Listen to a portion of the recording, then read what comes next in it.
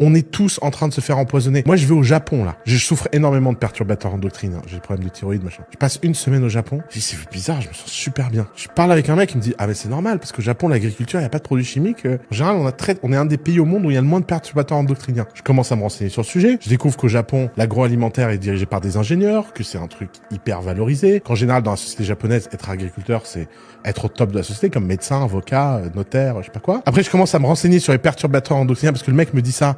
Je dis, mais c'est bizarre quand même. Et je commence à regarder le taux de perturbateurs endocriniens que je bouffe depuis la naissance. Mais évidemment que ma thyroïde, elle est niquée. Et tout le monde trouve ça normal. Et c'est super dur de t'en tirer. Moi, j'ai essayé, hein, De toute donc façon, tu regardes les aliments, c'est la merde. Et t'as plein de gens aussi qui ont un régime, même au-delà des pesticides ouais. et de ce genre de choses, qui ne supportent pas, par exemple, les céréales. Et ça, c'est un autre gros complot de l'agroalimentaire. C'est, de base, tu regardes l'évolution des humains, on n'a jamais vraiment été habitué, c'est récent qu'on mange autant de céréales.